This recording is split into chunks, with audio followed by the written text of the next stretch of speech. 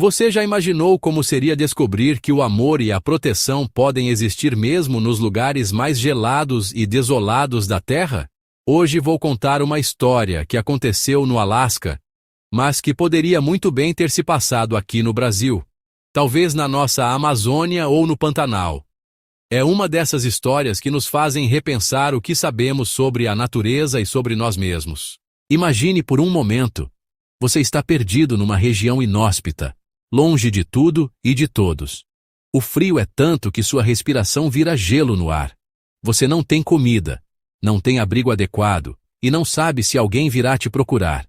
Agora imagine que, nesse momento de total desespero, surge alguém, ou melhor, algo, disposto a te proteger, sem pedir nada em troca. Essa é a essência da história que quero compartilhar com vocês hoje.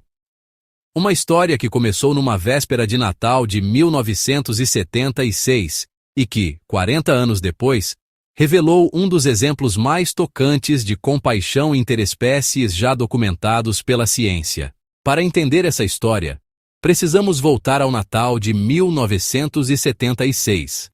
Enquanto aqui no Brasil, a ditadura militar ainda estava no poder e nossa seleção se preparava para a Copa do Mundo de 1978, do outro lado do mundo, no Alasca, uma tragédia estava prestes a se transformar em algo extraordinário. O voo AE-107 era um Boeing 737 comercial, que transportava 150 passageiros e tripulantes numa rota de rotina. Pense numa viagem como a que fazemos de São Paulo ao Rio, algo completamente normal, que milhares de pessoas fazem todos os dias. Mas naquele 24 de dezembro, o que deveria ser apenas mais um voo, se transformou num pesadelo. As condições meteorológicas no Alasca naquela noite eram extremas. Temperaturas chegando a menos 42 graus Celsius. Isso é mais frio que o freezer da sua casa, viu? Ventos de até 65 km por hora. Para vocês terem uma ideia, é como se a temperatura do nosso inverno mais rigoroso no sul do Brasil fosse multiplicada por 3. Só que com uma ventania que derrubaria qualquer cerca de arame. O avião desapareceu completamente. Sem sinal de rádio, sem vestígios, sem explicação. Por 40 anos, as famílias dessas 150 pessoas viveram sem saber o que tinha acontecido com seus entes queridos. É como se um avião da TAM ou GOL simplesmente sumisse no ar e nunca mais fosse encontrado. Por 4 décadas, o mistério permaneceu congelado no tempo. Até que, inesperadamente, um detalhe nas imagens de satélite mudaria tudo. Agora, vamos para janeiro de 2016. O mundo já era outro. Tínhamos smartphone, internet rápida. Dilma Rousseff estava na presidência. Foi quando um pesquisador chamado Jason Wright, analisando imagens de satélite militar, notou algo estranho no gelo do Alasca. Jason era daqueles cientistas que a gente vê em filme. Dedicado, meticuloso, com 3 décadas de experiência estudando a natureza selvagem do Alasca. Quando ele viu aquelas imagens, deve ter sentido o mesmo frio na barriga que a gente sente quando encontra algo que não deveria estar ali. O que as imagens mostravam era uma anomalia metálica, enterrada no gelo a cerca de 290 quilômetros de Anchorage. Para vocês visualizarem a distância, é como se fosse de São Paulo até a divisa com o Paraná. Longe, muito longe de qualquer rota comercial conhecida. A equipe que Jason montou para investigar era impressionante: 30 especialistas, 84 toneladas de equipamento. Isso é o peso de cerca de 50 carros populares, incluindo perfuratrizes térmicas capazes de atravessar metros de gelo sem danificar o que estivesse enterrado embaixo. É impressionante pensar no esforço humano diante do mistério da natureza. Mas o que veio a seguir mostrou que nem toda a resposta viria da tecnologia. Entre os membros da equipe estava Helena Martinez, uma especialista em vida selvagem de 62 anos. Helena era uma dessas pessoas que a gente conhece e imediatamente confia. Cabelos grisalhos sempre presos num rabo de cavalo prático. Olhos atentos que não perdiam nenhum detalhe da natureza ao redor.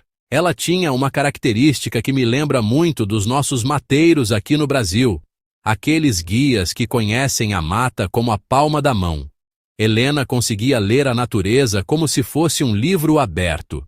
Durante a viagem até o local da escavação, ela salvou a equipe de um desastre simplesmente observando como a neve estava depositada numa área aparentemente normal. Parem! Vocês veem como a textura da superfície muda ali? Há uma razão pela qual os animais não estão cruzando aquela seção. E estava certa.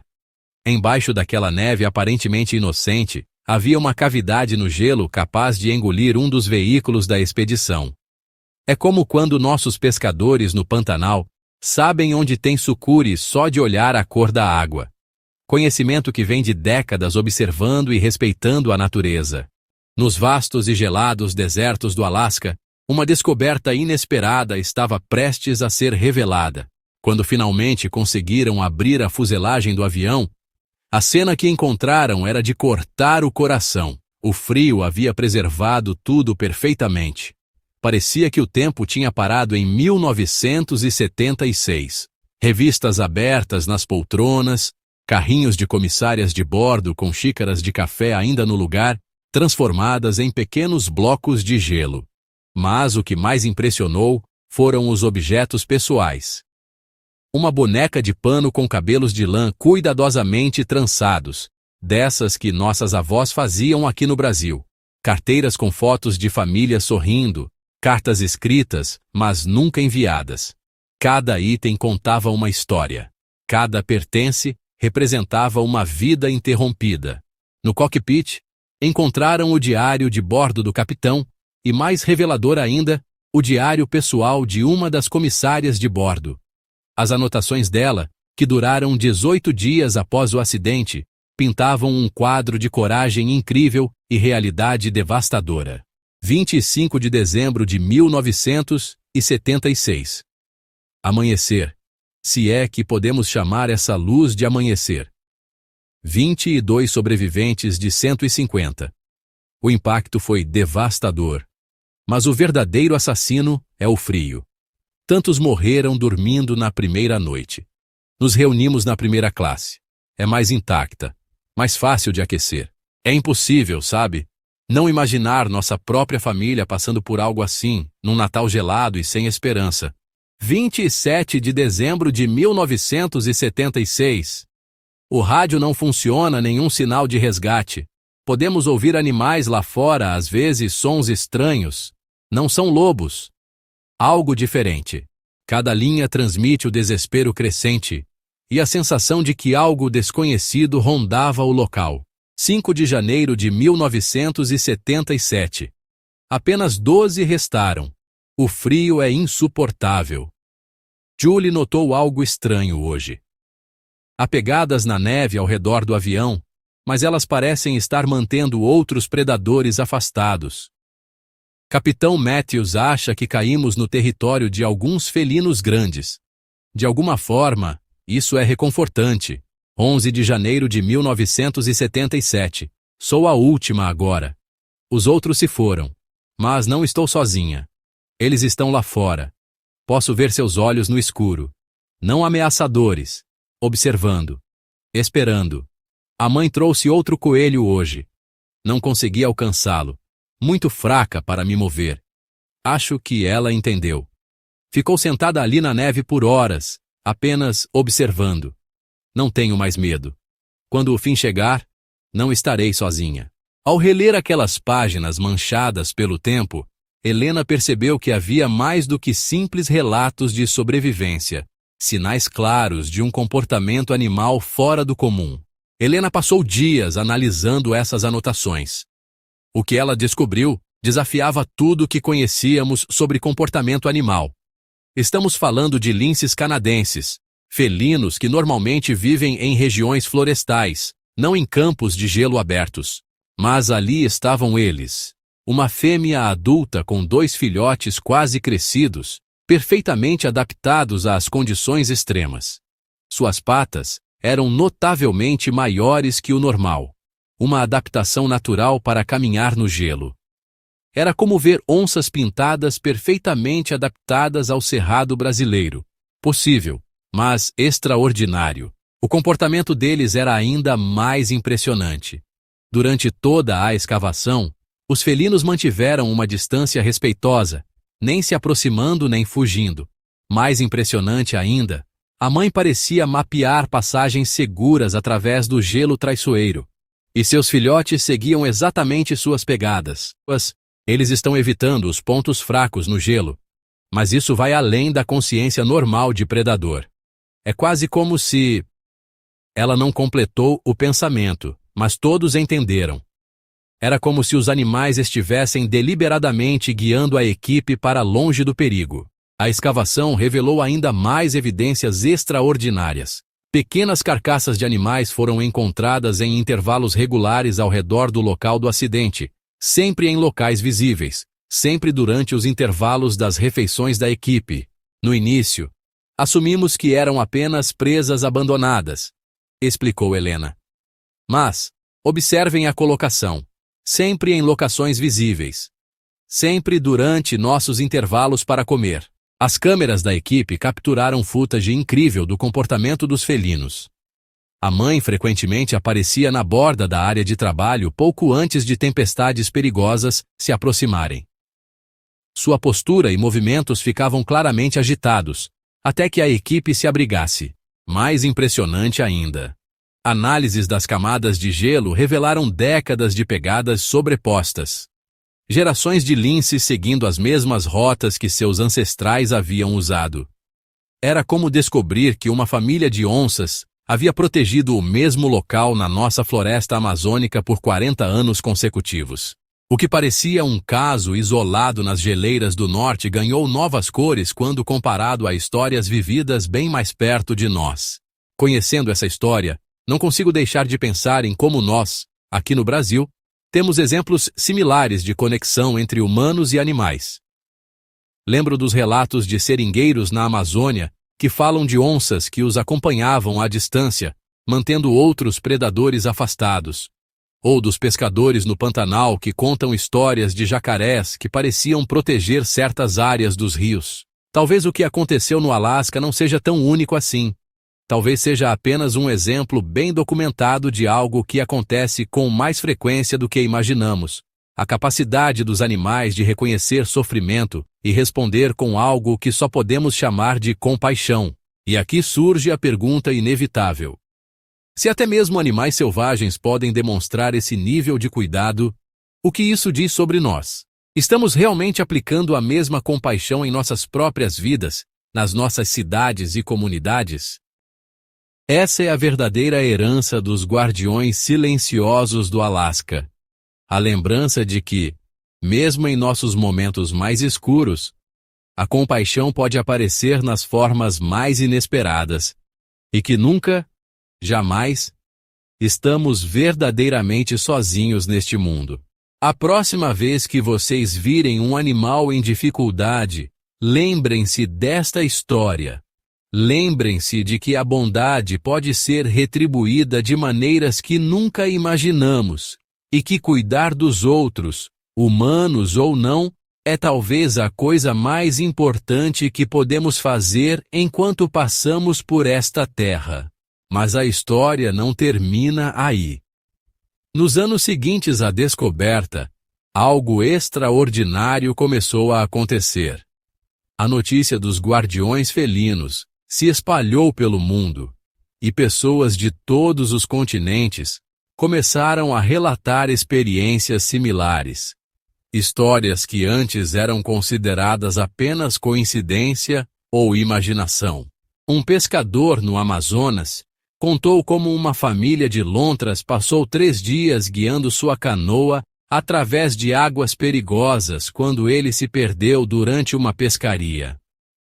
Uma família de agricultores no Rio Grande do Sul relatou como um grupo de quero-queros alertava sobre tempestades vindouras, sempre com 3 horas de antecedência, permitindo que protegessem o gado.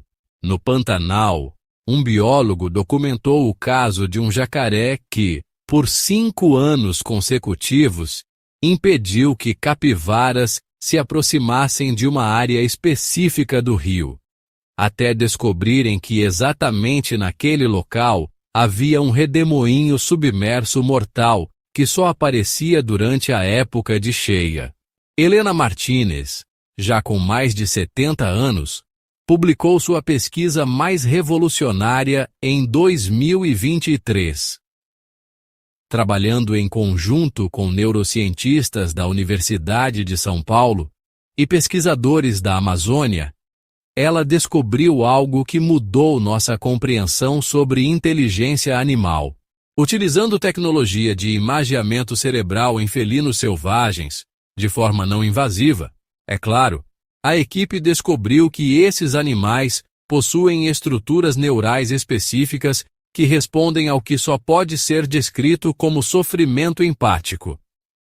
Quando expostos a sinais de distress de outras espécies, incluindo humanos, certas áreas de seus cérebros se iluminavam de forma similar ao que acontece em primatas superiores. O que descobrimos, explicou Helena em uma conferência no Rio de Janeiro, é que a compaixão interespécie não é um fenômeno raro ou coincidental. É uma característica evolutiva que permite a sobrevivência de ecossistemas inteiros. Quando uma espécie cuida de outra, ela está, na verdade, protegendo a diversidade que garante sua própria continuidade. Inspirados pela pesquisa de Helena, pesquisadores brasileiros começaram a documentar sistematicamente casos similares em nosso território. A UFMG criou o projeto Guardiões Silenciosos, catalogando relatos de todo o país.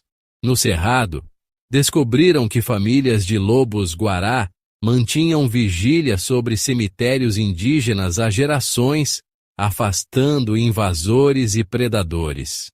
Na Mata Atlântica, macacos prego foram observados guiando pessoas perdidas de volta a trilhas principais, sempre parando nos pontos exatos onde era seguro beber água. Talvez o caso mais tocante tenha sido documentado em Bonito, Mato Grosso do Sul. Uma família de araras azuis adotou um ritual único. Toda manhã, por mais de 10 anos, elas voavam sobre um lar de idosos, criando um espetáculo de cores que alegrava os residentes.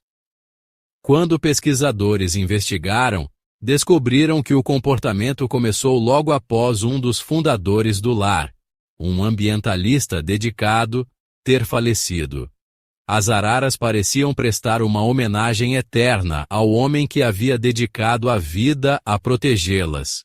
Essa é a verdadeira herança.